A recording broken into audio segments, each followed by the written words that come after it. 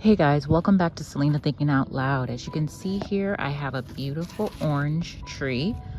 Picked it up from Tractor Supply, and we're going to be growing the Washington Navel orange. The stem is so skinny. I'm so used to seeing everybody else's stem so big, but it's supposed to get up to 10 to 20 feet tall. Look at that, based on average growing conditions. So this is supposed to be the ideal orange for juicing here in California. So I'm excited about it. As you can see, it says it creates tasty citrus variety fragrant white flowers in the spring, which there are a lot of bulbs growing up here on this orange tree. So it's so far it looks healthy.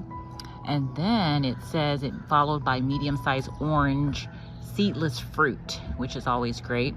Sweet, tasty, great for fresh eating, juices, or salads. An excellent choice for containers on a patio or walkway as well. So it says plant in a well-drained soil. Do not plant too deep. The root ball should still be visible above the ground, and water after refilling and adding the soil. Citruses are heavy feeders. Apply slow release citrus fertilizer. They love heavy on the nitrogen, light on the phosphorus and potassium, up to 3 times per year. Water regularly. And yeah, so I have this one here. It's ready to go. I just dug my hole, twice the size of the pot here. I just tested it, and it is still above, a little bit above the ground, but still level with the ground. So, and I have my soil here. I'm gonna add some earthworm castings. This is the brand that I get from Home Depot. I don't know, I used this last year and it was awesome. So I thought I would use this again.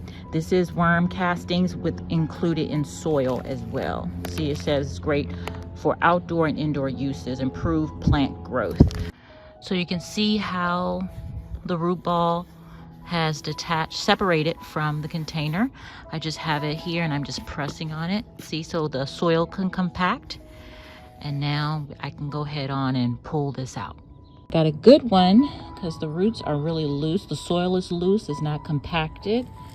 And here's my root ball. It's separated so easily from that soil there. So now I'm just going to take some of my soil, added the earthworm castings to it, and I'm gonna backfill this. And they said just make sure that some of the roots is still shown once you're backfilling. So let me go ahead and get that done. All right, I've started to mound it up, and I've put a layer of earthworm castings, then the original soil, earthworm casting, original soil, to layer it out so it can make sure it mixes really well. And this was native soil. And so I have my mound here. So now what I'm gonna do is just go ahead and keep doing that all the way around. All right, now it's time to give it a good water. As you can see, I have a depression going on here. Give it a good, thorough, deep watering. Ooh.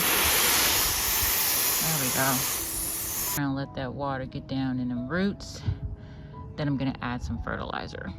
All right, the tree is in, and the last thing I'm gonna do is add some of this straw mulch. I have wood chips too, but I thought, you know what? Let me go ahead and use straw, because I heard that the wood chips would absorb some of the nutrients from the soil, so I don't want that. So I'm adding this straw mulch, and I bought this bale of straw mulch from Tractor Supply. It lasts me all year. This is my 2nd year, so it's a good amount in here still. So I love oranges. I can't get enough of it. So hopefully I get some beautiful, beautiful oranges here in the future, so that I can enjoy them. Lots of oranges. All right, and there you have it. The orange tree is planted. It's been up for a week, and it still looks good and vibrant. So I think we're on to a really nice start. Take care, guys. God bless. Bye-bye.